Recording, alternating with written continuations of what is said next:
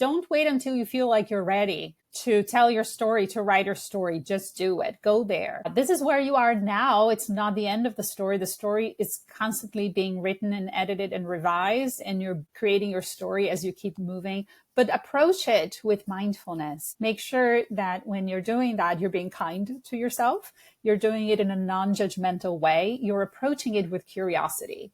Like if you were to be doing this work that you're doing, right, examining your life and writing your stories from this perspective, imagine you are doing it like somebody you love so much is going through that process. Give yourself that same love and compassion as you're going through, because there's so much in there that is waiting to be heard, to be written. And, I think everybody has a story. So just don't wait, just do it. Where your story is right now is important. Honor it and just start.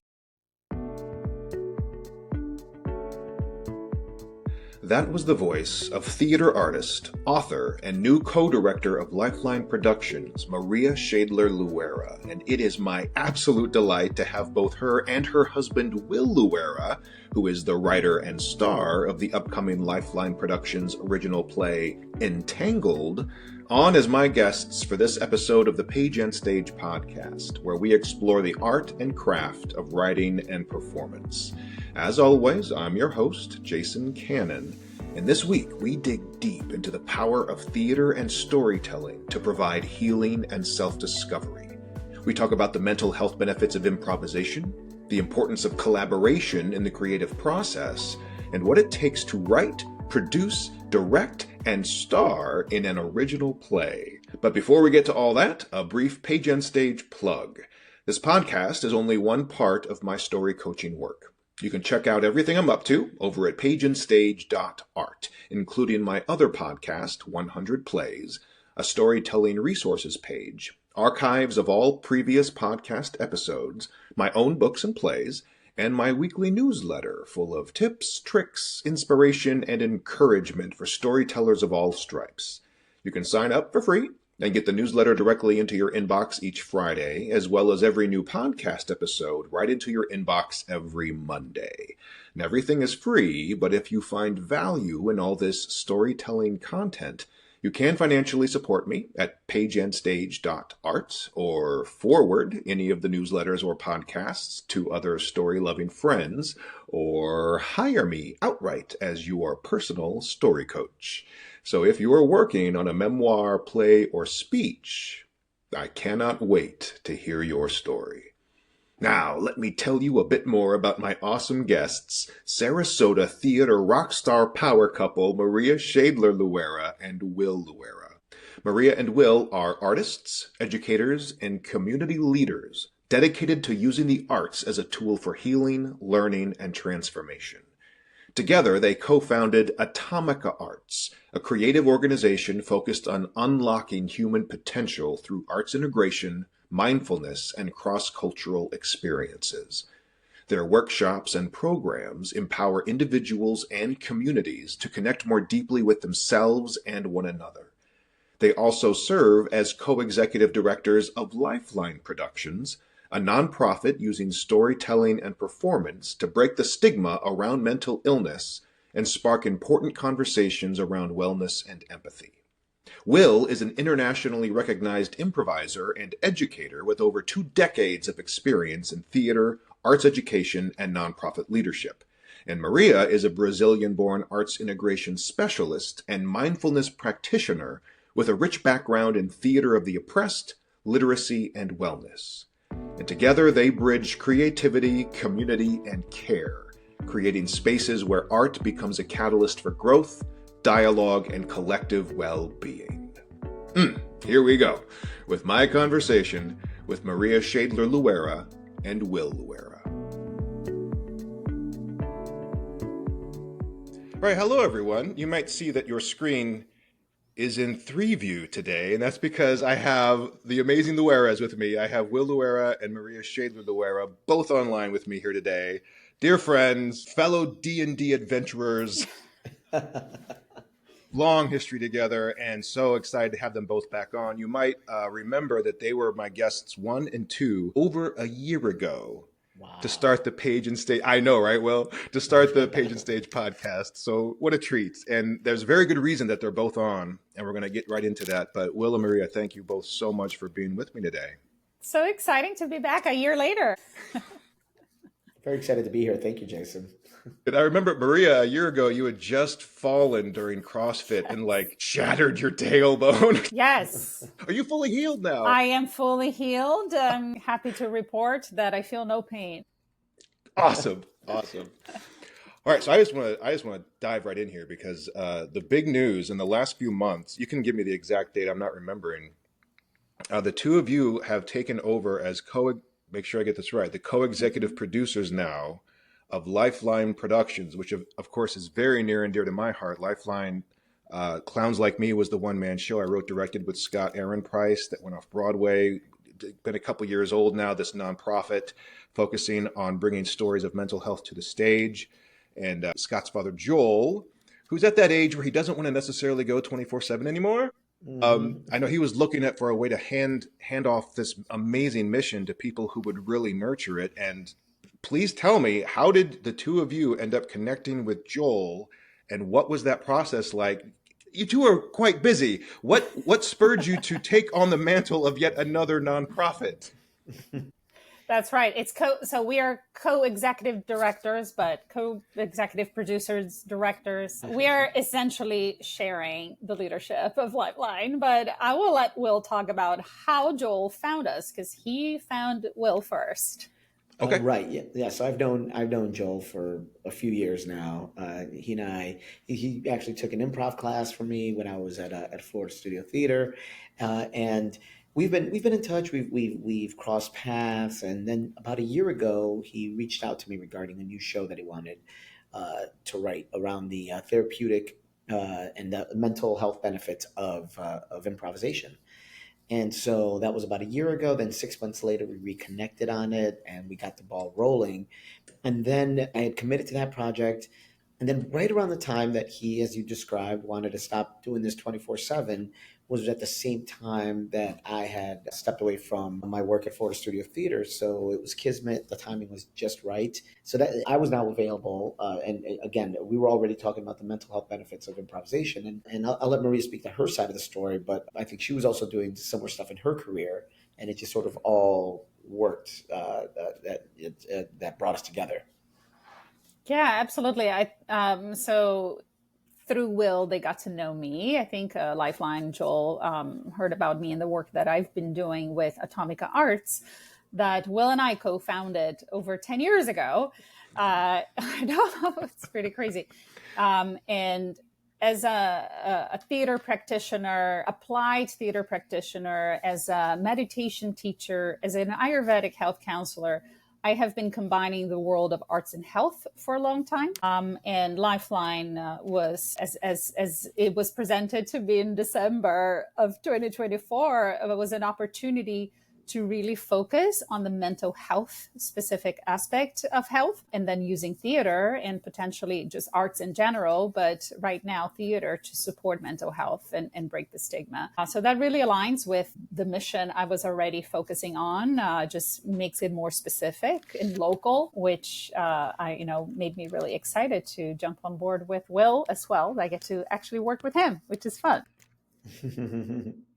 Oh yeah, we're gonna get into that too. But it's so funny to me because, Will, you and I both were at FST about 10 years. I literally met Joel and Scotty like a week after I left FST, and then went into Lifeline, and then a similar thing. You leave FST and just wrap right into Lifeline. I warned Joel at one point, if you pull someone else from FST, you might start a civil war here in Sarasota, right, between the nonprofit world. But to your point, Maria, I think, again, it was very much kismet in terms of the work you two already do. And here's this platform that's already been built, has already had some success and visibility, and just to weave them together, I think is so cool. Will, I want you to dig a little bit on, you mentioned Joel came to you specifically about the mental health benefits of improv. Can you talk about that just a little bit? And then Maria, would you pick up on that and talk about how you have been using theater and art in terms of the mental health area? Absolutely. Sure. So Especially in the last 10 years here in Sarasota, my work started to evolve to working with different organizations that were hiring me not just for the regular comedy workshops that I was used to doing, but for working, whether it was with the advanced age population, or middle schoolers, even students of all types that were bringing me in because they were recognizing that the workshops that I was doing with different people, that they were benefiting them. They were responding well. They were learning how to express themselves better emotionally. They were learning how to work better in groups. They were describing that they were feeling. They were feeling something similar to therapy. And so I just started to recognize this over the last 5 years and really started to explore it more and more. But of course, I also at Florida Studio Theater was also responsible for performing and teaching other workshops. So the opportunity to now purely focus on the benefits of improvisation, it was hard to resist that. And I just think Yeah. the timing was just right career wise.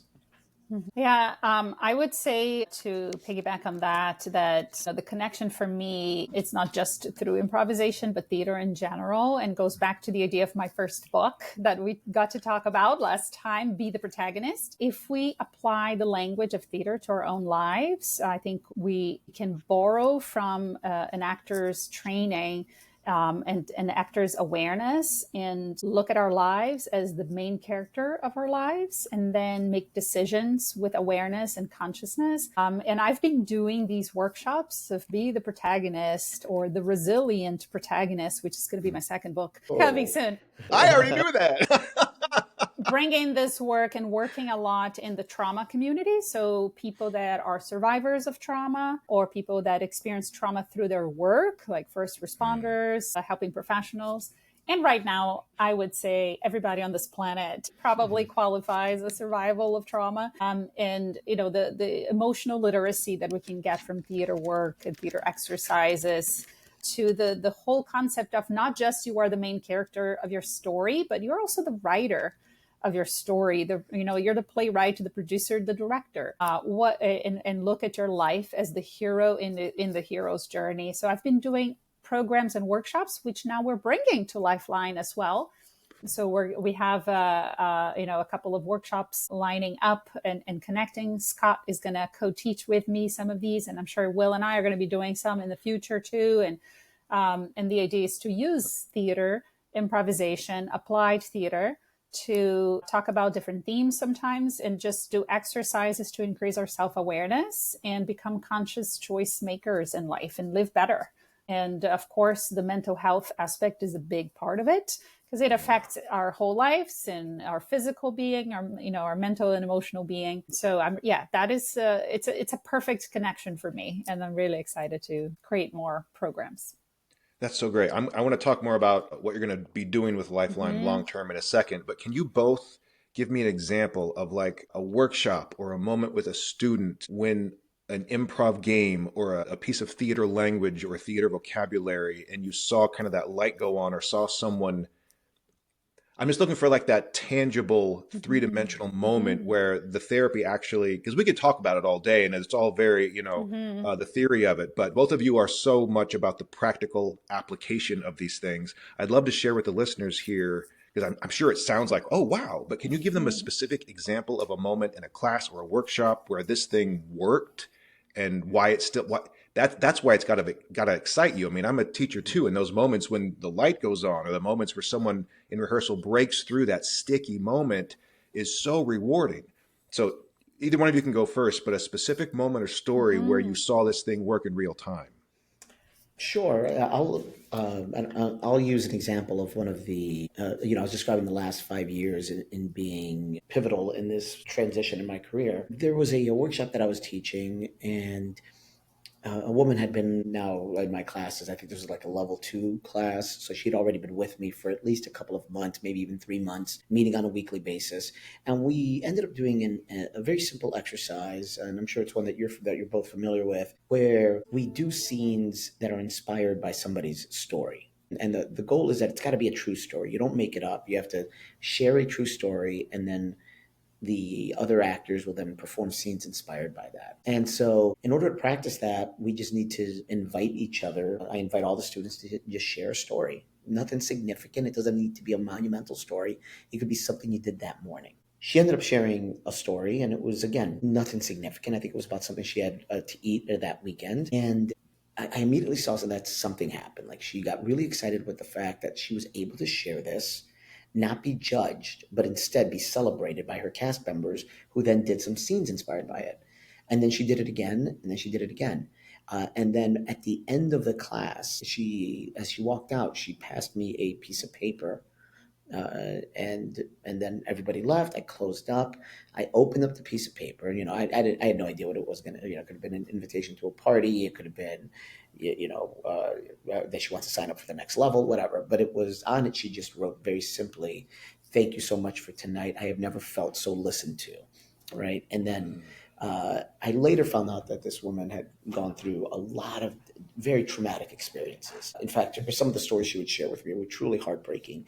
But this was the first time that she felt that she could open up, that she could be herself in front of others. So that was a really important moment for me as a teacher, as an improv teacher.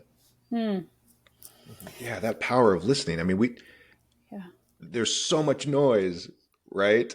As we put a podcast out into the world. But just to feel listened to, even if it was about some breakfast, right? But the power of our attention, right? I think that gets overlooked a lot. And I'm going to guess, Maria, there's probably a similar overlap here just in terms of just being seen. Absolutely. One exercise that I love doing in my workshops that comes straight from theater, and I'll explain in a second, for me really connects with this idea of us becoming an observer of our own lives, so we can look at ourselves from a perspective that I always invite people to look at using mindfulness, which is a perspective of non-judgment. Like, as we are learning about ourselves, we don't need to judge ourselves. We're just getting information about our habits and our thoughts and our behaviors and our emotions. But it is an exercise that oftentimes, because it is physical, it's not just talking, it opens up a lot of things for people to notice about their lives. It comes from the body of work of Theater of the Oppressed and Augusto Boal, and it's called Image of the Hour. And in this exercise, we do it as a big group. If I'm in a group of, a large group of people, and I will ask people to think about any given day, a typical day in their life. So if you have a 9-to-5 job, that would be a Wednesday, let's say, right? It's not a weekend where you would normally be doing different things and activities, but a normal, typical, regular day of your life. We'll say it's a Wednesday. And I start the day at 5 a.m. So I say it's Wednesday, 5 a.m. And participants have to use their bodies. In particular, they have to pantomime, which are actions without words, right? They start pantomiming with their bodies what they would normally be doing Wednesday at 5 a.m. And so, for example, if they're sleeping at 5 a.m., they can just literally, pantomime like this. It's not about the best pantomime ever. They don't have to literally lie down on the floor, although some of them do. They're just representing the idea, using their bodies, of what they're doing at that time. Or if they're drinking coffee, or if they're writing their journals, they're taking a shower, walking the dogs, whatever it is that they're doing. And I keep going hour by hour. I say 6 a.m., 7 a.m., 8 a.m. And as they're going through a 24-hour period in their lives, pantomiming things that they normally would be doing on that given Wednesday, they're becoming also aware of any thoughts that come to their minds during that moment, specifically thoughts that I call think they're facts, that will start with, I shouldn't be doing this, I should be doing that, or any of these thoughts. And also aware of emotions. What are they noticing and feeling? So after we start on a 5 a.m. Wednesday and we end on a 5 a.m. Thursday, we reflect on the exercise. What do we learn about ourselves? What are we doing with our lives every day, right? So we're using this exercise, we're doing it physically and then talking about it and reflecting on it. And I would say, as a teacher, there's so much learning. Like the entire group, I get a sense of the entire group and what happens in their lives by observing how many of them are just sometimes spending so much time on the computer all the time. They're literally typing as their pantomime all the time. And I'm like, okay. And I can tell, some of their habits just by looking.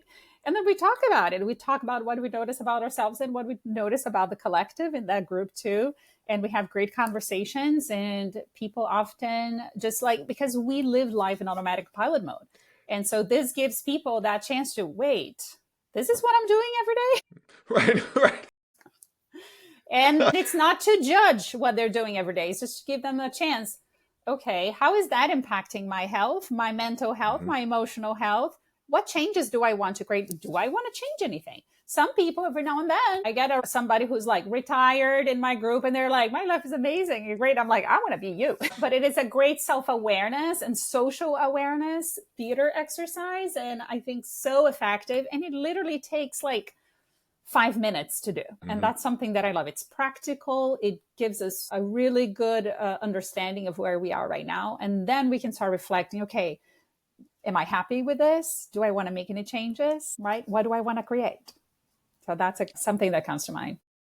As you were speaking, I was literally thinking, we live on autopilot. And then you We said that. do. I was like, yeah, what a great exercise. Yeah. Just it's almost like your caloric intake food journal or anything that kind of just makes, again, no judgment, just that's where I'm investing that time. Mm-hmm. Just the Mm-hmm. awareness is being the first step towards any sort of behavioral shift. Yes, absolutely. That's the Yeah. number one thing we need. You had mentioned before that Lifeline's going to have workshops coming up, Yes. and we'll put all the links in the show notes too. Mm-hmm. But I Mm-hmm. remember Joel did partner with, I am forgetting her name. They do playback theater, Maria. Oh, Yes, Olga. Olga. Yes, yes. I was a It's part of a playback group back in St. Louis for a couple of years when I was associate professor working with students, and I'm guessing it's a mhm, similar methodology where um, people would share a story of something that actually happened, usually mhm, a moment of conflict or something they felt they didn't handle well, mhm. and then the actors would get up and recreate the scene, and Yes. then we'd get suggestions from the audience about, well, how else might you have handled that, and you basically Mhm, improvise mhm, different mhm. ways of handling a moment of conflict. And it was, so Yes. you're playing back the real life scene, combining these things you're both talking about. Is that the kind of work? I didn't get to go to Olga's thing. So is that the Yeah. kind of thing that you do with Olga? With Olga, it would be, yes. I mean, I'm sure we will have other opportunities to collaborate with Playback Theater and Olga. And I'm a former Playback Theater member as well when I lived in Massachusetts. And the thing is that the difference with Playback Theater and what I mentioned, like Theater of the Oppressed, that I use the exercises for, is that instead of just sharing a story and watching actors play back my story, I get to be involved. And I am the one using my body and doing the exercises myself. I am stepping into the role of the character of the protagonist of my story. So it's a little more a more active approach. I would say playback theater is in the realm of theater for social healing in terms of like that deep listening. It's the yin of applied theater. And I think we do more of like when we are actually engaging and doing the exercises ourselves is the yang. It's the more active approach of applied theater, which I borrow from improv or regular theater exercises or theater of the oppressed, where we have the participants themselves do the theater exercise and become the observer and all of that at the same time.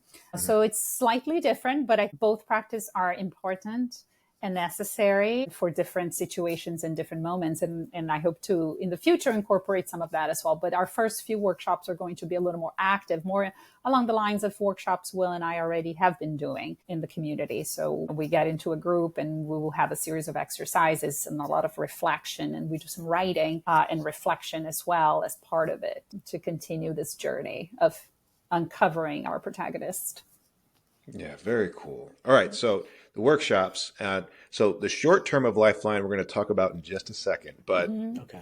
now that you've had an entire, what, 4 months to get the lay of the land with Lifeline, what are sort Yeah. of like, what's the 5 year plan? Like, sort of, have you taken it over? What are your thoughts in terms of how this mission wants to manifest over the next couple years? So the workshops, of course, and obviously performances, shows coming up, but bigger picture, what are some of the things that maybe you have percolating? Through the process of the show Entangled, and also drawing parallels between it and the show Clowns Like Me, noticed that there were certain parts of the process, right, that we think could lead to other shows and other, not only other possible workshops but other possible shows. Right now, the schedule at Lifeline is to do a once a year in the spring show. We're envisioning something bigger than that, especially with something that is so powerful. So we're looking at like how do we turn the programming part of it, the show part of it, into a year-round thing with more opportunities for more people to tell their stories, right, or to create conversation around mental health. Probably right after Entangled closes, we'll start to talk about what we have coming up, and it won't be a year away. It'll probably be in the next few months. We're looking at doing something in the fall, and so that's part of it. But also with shows like Clowns Like Me and Entangled as well, I personally think that these are stories that need to be heard by a wider audience.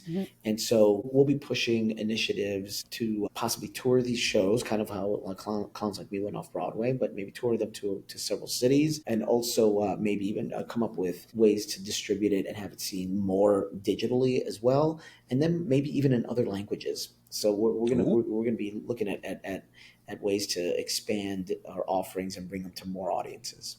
Awesome. All right, so Entangled, we're almost there. You mentioned, though, doing more programming, and I'm curious, does that include previously scripted plays? Does that include commissions? Is it always going to be original work? Might the workshops create something like a Moth kind of open mic night? Maybe I'm not getting way ahead of the game here, but I'm so curious. We're right now exploring things similar to like documentary theater, right? Is one avenue. I personally think it'd be great to move into previously written material as well. I think there are stories out there that plays that have been written that I think would be great to produce. We don't know where that'll fit exactly. I think I personally would be advocating for that. A storytelling night like the Moth would be awesome as well. But right now, I think the first one is like documentary style theater, and then we'll and possibly other scripted works as well.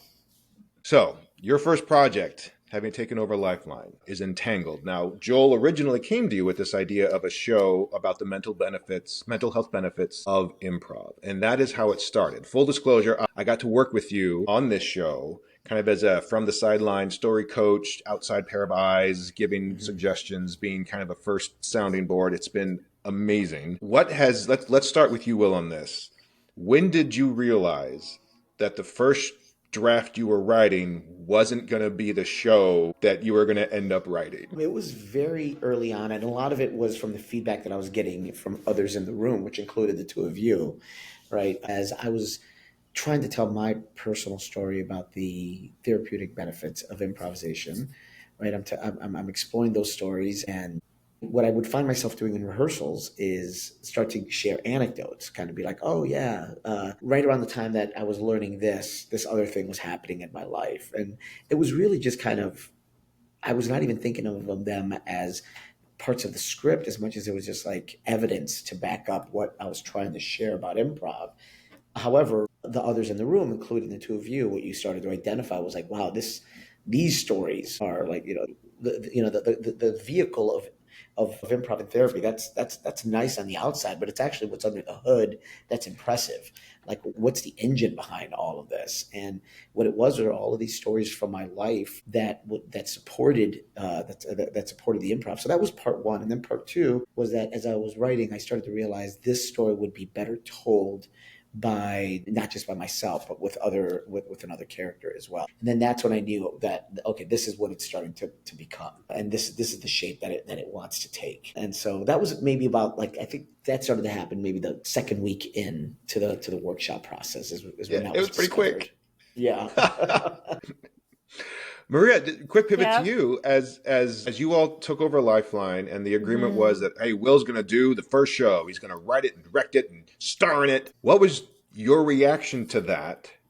And as we started these workshops, as the wife of the man doing this to himself, it is not easy to do what Will is doing. There's a lot of excavating and self-churning, and we'll get more into that process. But at the front end of it, Maria, what was your experience as co-leader of the company, but also wife of the man going through this, and also artist in the room giving feedback on this incredibly more and more vulnerable script?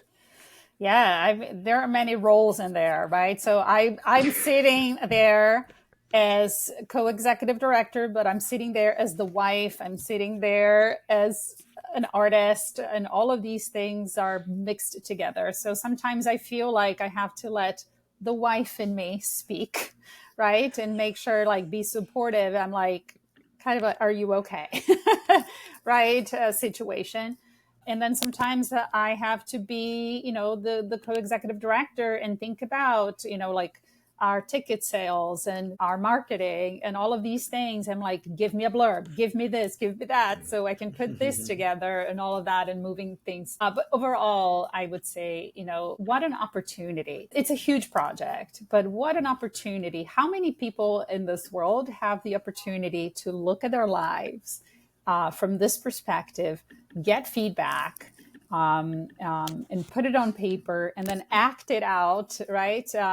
To reflect on some really big themes here, connecting to our mental health that are important. It's an opportunity to, to stop, look at so for Will to stop right now, look and observe his life from this perspective, and then decide what's next. I think it's exciting for me as the wife, and then as a lifeline, to notice the power of this art form in our stories and our mental health, and how this is going to connect with the audience, the few people that have been able to sit through some of our developmental readings so far all have shared something that they connect with, the thing. I'm like, that's also my life, or that's also my experience. Oh, that's going to resonate with more people, because one person's story, like as we listen to it, we are looking at ourselves. Theater is a mirror, right? We've talked about this, I think, in the past.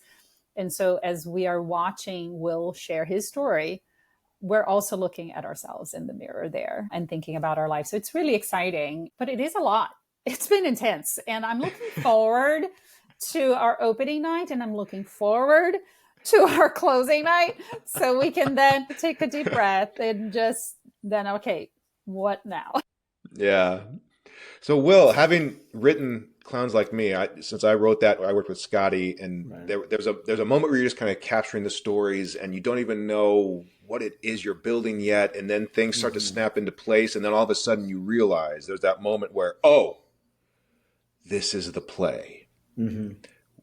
When was that moment for you in this process? Was there a particular night or a particular story you told, or a particular piece of feedback, or a particular chat over coffee with Maria the next morning that made you go, that's the play?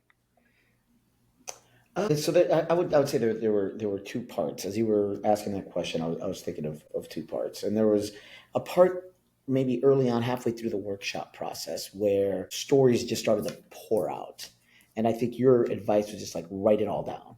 And it was like this faucet opened up, and every memory was triggering a different memory.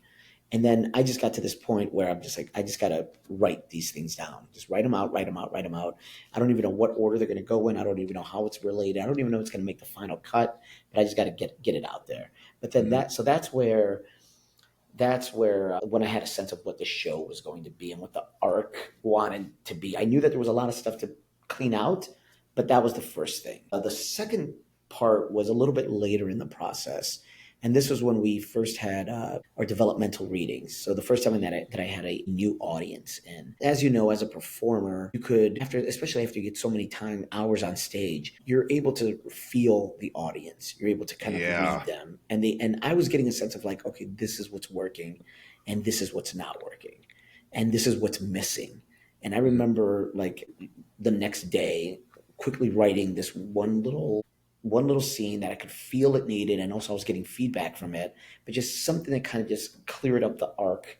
And then once I felt that in front of the audience, I'm like, okay, that now feels right. This one little pothole that I've been feeling for a couple of weeks has been covered up, right? And then that's when that led us into the last couple of weeks of writing, and now I can start polishing it up. And so those are the two significant moments that I recall. Yeah, awesome. So before we get even more in the weeds here, really quick, because we all know Entangled. We've been living it for the last several months. Yeah. So Maria, to your point, what is the blurb? what is the two-line elevator pitch for Entangled? So, without giving too much away, for the play, it's about Will's. It's an autobiographical story of Will's, but it is connecting to all of our voices in our heads. So, it's one of the taglines is controlled chaos, right? What are the things we can control in our lives, the things we cannot, and what are the things we are trying to do in order to stay sane every day and live our lives? And so there's I think that last, sorry to yes. interrupt, but that last thing that you said is probably, you kind of captured what I was feeling. Is like, what are the things that what are the things we can control in our lives to help us stay sane? Yeah. Right. And I think that's what the show speaks to a lot to is the things that have happened to us, like almost taking account of the things that have happened to us in the past and the fears of what might happen in the future, and just trying to untangle all of that. Speaking of untangling, and I know you touched on it in the show, so I don't want to. Where did the title come from?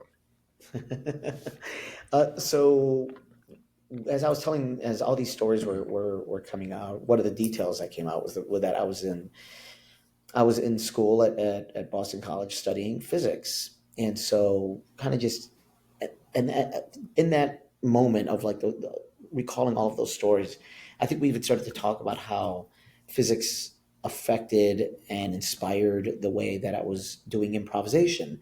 And it was in that moment that those ideas were starting, of what I was learning at that time, started to percolate. And it's almost like we tilled the soil enough that these ideas started to come back up. And I started to recall one of my favorite ideas and theories in physics, which is entanglement, which speaks to how everything, I'm going to really distill it to a very simple idea, but how everything in the universe, all things and all points in time, are related. There's a connection to all of it. So something that happened years ago can be directly related, and not like a butterfly effect, but literally tied together to something else in the universe happening in the future. And so that idea started to creep into my brain. And as I was writing it, that just became more and more evident, of like how all of these random points of time, all these random people, all these random places were all connected. And I was that connection point. That's so cool. Yeah, and I love what you said about it's not butterfly effect. It's not about causality. Being entangled isn't about dominoes falling or this causes this or leads to that. It's that all things at all times, and you don't even necessarily know what the relationships are. You just know that it's more intersectionality than it is causality. That's right. That's exactly right. Yeah. It's so cool. So you mentioned, Will, that there was a moment where all of a sudden the faucet opened. Yeah. Right. And from my point of view, the show went from sort of a TED Talky kind of mental, intellectual exercise into an incredibly vulnerable storytelling, raw exercise, and in my mind, I kept thinking of like, the Mike Birbiglias of the world, Hannah Gadsby's, Neil Brennan's, David Sedaris, these kind of almost confessional. That was the word I remember we threw around a little bit once that faucet turned on, hey, Will, the more confessional, the better, honestly. Yeah. Right. And I have to say, Maria, that there were so many moments I would come home and tell Rebecca, Maria didn't let Will off the hook tonight. There are several moments where he would tell a story or say something about himself, and you would say, it's actually a bit more this. And I'm curious, like, how has this impacted your relationship? If at all, there's a new level of vulnerability. Like a lot of the listeners here are going to know Will and you both, but will have been in Will's classes or only know Will as their director or as the improv genius god that I hope I get to play with someday, right? We all have these ideas of other people. And Will has a standing in this. I'm talking about you in the third person, Will, as a standing in this community. But this is, I've gotten to know Will in a whole different way. And I'm wondering, even being a married couple for all these years, what have you been learning about each other? Not to pry or like put your dirty laundry out there, but I can only imagine this has been possibly even beneficial to you growing closer together. I'm going to let Will start. Give him the rope to hang himself.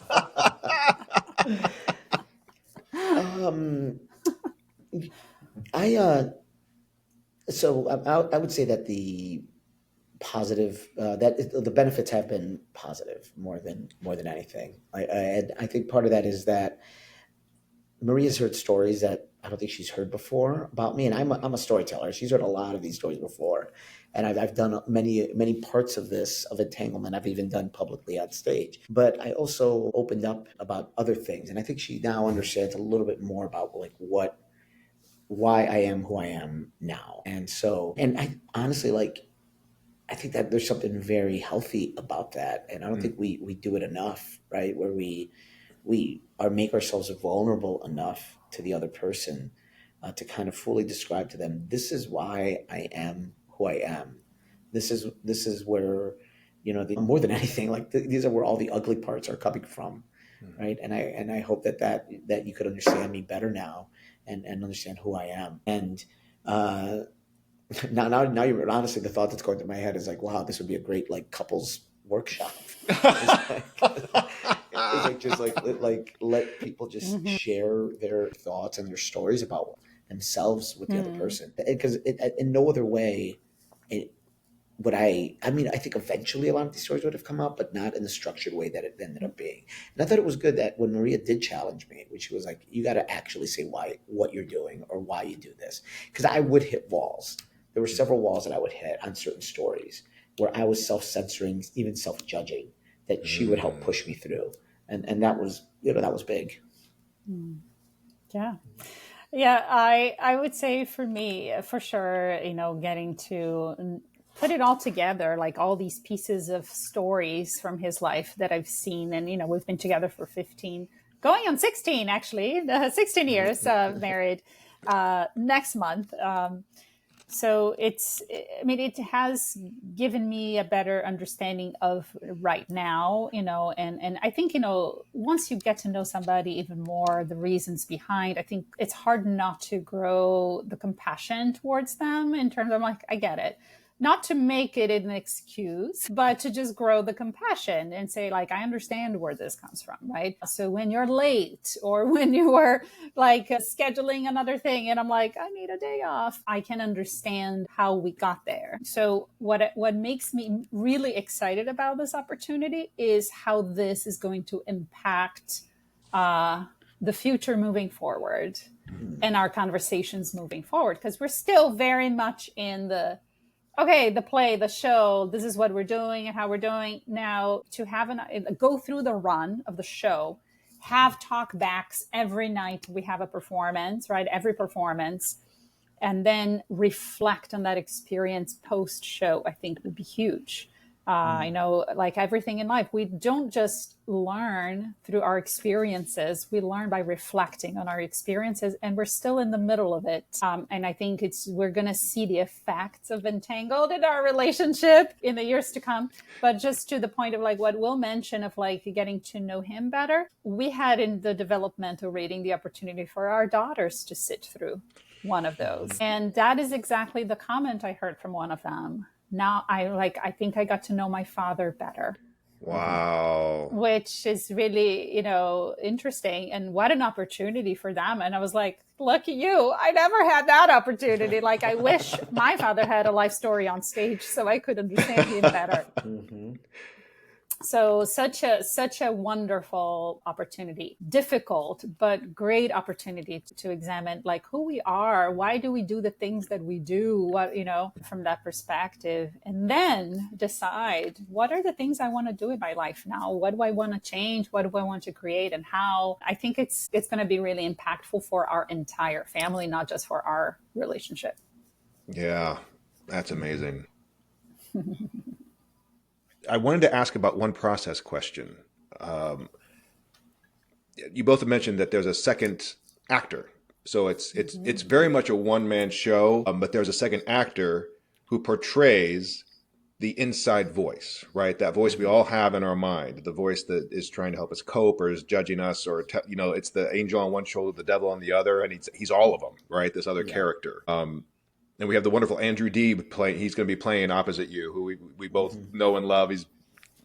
So it's going to be so much fun. You brought in multiple actors throughout the workshop. Actors of different genders, different ethnicities, different primary languages. Just about half a dozen different people throughout the workshop process, right? And you're Mexican American, right? That is your background. But that you brought in people of all backgrounds to play this externalized version of your internal self. That's basically who the character Bill. It's the externalized version of your inside voices, right? What was the thought process behind bringing in multiple people throughout this workshop process for you? And what did it teach you? Is that something that you found ended up being really beneficial? Did it sometimes cause obstacles? It was such an interesting process to me, and I'm curious what was the thinking behind it and how did it play out for you? Right. The final Bill that we ended up with, and I'm talking about the character, not the actor, but the final character of Bill that we ended up with is not what I even thought we were going to have at the very beginning. Like I knew what I wanted that character to represent, but I didn't know what the final version of it was. It going to be in fact, at one point, Bill did represent my anxiety, right? And Like initially, literally the one-to-one relationship there, right? yes, right. And then eventually it ended up, Bill ended up representing my coping mechanism. That I remember it was like turning a ship. Like it was like just this huge turn from one version of Bill to the other, because it took a lot of rewriting to get into that. But I bring that up because none of that would have been possible if it wasn't for the fact that I was seeing the character through a bunch of different lenses. Every person that came in to read on the other side was showing me a different version of Bill, and eventually all of them together helped me kind of focus in on the one that I wanted. And I think part of that is maybe like my improv brain, or my sketch writer brain, where I want to see different versions, just to kind of help me as a writer. Like it reminds me a lot of when I'm in a writer's room, when I'm the head writer of a writer's room. I sometimes don't overthink casting. I'm just like, I just want to see the two of you do this, right? And sometimes it works, and sometimes it doesn't. But often you see something that you would have never considered before, and that's kind of where I was working with all of them. And I knew that all of them brought something different, so that was also intentional. Very cool. Very cool. All right, I know we have a hard out here in a couple minutes, so I do want to make sure that you get a chance to pitch hard. So, where is Entangled? When does it play? Where can people get tickets? Let us have it. All right, so Entangled at the Cook Theater, right where the Oslo Theater is in Sarasota. If you go to lifelineproductionsinc.org, when you go on the main website, you will see a tab for Entangled, another one flashing, say buy tickets now. You will have all the information in there, but we have a show. The opening will be May 15th. The closing will be May 25th. You have 8 opportunities to see, some evenings and some matinees. So all the specific information for ticket sales will be on lifelineproductionsinc.org. Just go to the website and you have that there. Great. And like Lifeline, is Lifeline also like on the socials? Can people follow you Yes, there? you can find Lifeline Productions on Facebook and Instagram and easily get access. You can also, if you go to the website, sign up for our newsletter, because you will get information about not just the show or any other related activities, but also workshops. Like the first ones we're doing right now are all free workshops too. So follow us and sign up for the newsletter. It's a great way to make sure you will always receive the most important news. Awesome. All right, I'm going to finish here. I usually do a big spotlight. That was part of it, but it's because of time, because there's 2 of you. Yeah. I want you both to think about having gone through this process. What is the one biggest piece of advice you would give to someone else who's going to attempt to do a show like this, or dig into themselves even in a workshop? What have the 2 of you observed or learned through your teaching your workshops and now doing this process? What's the biggest piece of advice you would give to someone else who wants to engage with work of this kind? So the main thing for me was, and I attribute this to you, Jason, actually, like not being afraid to break through that wall. Like if you're hitting a threshold, and for me, it was very much an invisible wall. Like I could see the other side of it. I knew that the script was on the other side. I just couldn't get past this force field. And eventually, like you kind of pushed me through it. And that resulted in me either opening up emotionally. It led to me discovering who the Bill character was. It led to me telling stories that I've never even thought would make the final script, but they're there now. And so if you hit that got to take that leap of faith. If you hit that wall, you just got to step through it. Or as a director of mine once told me, and sorry for a quick little improv anecdote, it was an improv director, and it was a scene that took place in the jungle. And then these two explorers came across a gigantic banana, like a human-sized banana. And they peeled part of the banana and they looked in and they could see that inside of this gigantic banana, there was like a banana world, like a banana town, a banana city, but with banana people. And then the two actors, what they ended up doing is that they peeled the banana back and they walked away. And then the director, after the scene, like yelled at them. And like in a very playful way, but he was like, "No, you're supposed to step into the banana," right? And so all of that goes to this: is sometimes you have to step into the banana. I think we might have the title of the episode right there. Step into the banana. The name of a workshop. Come to Lifeline and step into your banana. Yeah. I think my advice is very similar to Will's, just perhaps a different perspective with a mindfulness approach. I would say, don't wait until you feel like you're ready to tell your story, to write your story. Just do it. Go there. This is where you are now. It's not the end of the story. The story is constantly being written and edited and revised, and you're creating your story as you keep moving. But approach it with mindfulness. Make sure that when you're doing that, you're being kind to yourself. You're doing it in a non-judgmental way. You're approaching it with curiosity. Like if you were to be doing this work that you're doing, right, examining your life and writing your stories from this perspective, imagine you are doing it like somebody you love so much is going through that process. Give yourself that same love and compassion as you're going through, because there's so much in there that is waiting to be heard, to be written. And, I think everybody has a story. So just don't wait, just do it. Where your story is right now is important. Honor it and start. Oh, that's fantastic. All right, everybody, in the show notes, the links to all the various Lifeline and ticket stuff will be there for you to go check out. May 15 to 25, Entangled, starring Will Luera at the Cook Theater. Thank you both so much for taking the time today. And maybe in another year, we'll do this again. We'll make it an annual tradition. Sounds amazing. Thank you, Jason. You've been listening to the Page and Stage podcast. All my thanks to this week's guest and to all of you out there for listening. If you enjoyed or found value in this podcast, I ask that you share it with at least one other person. Word of mouth has always been and will always be the best marketing tool in the world. I use an incredible online app, Riverside.fm, to produce this podcast. If you are interested in producing your own podcast or other audio or video content, I cannot recommend them highly enough. I've left a link for you in the show notes so you can check them out for yourself.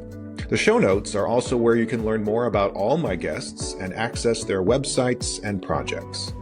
I use Substack as my primary publishing platform over at pageandstage.art.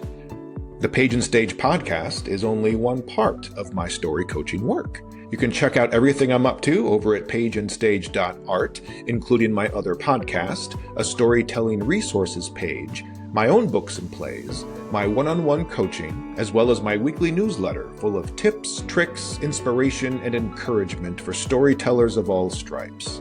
You can sign up for free over at pageandstage.art. Thank you again for listening. And until next time, I'm Jason Cannon, and I cannot wait to hear your story.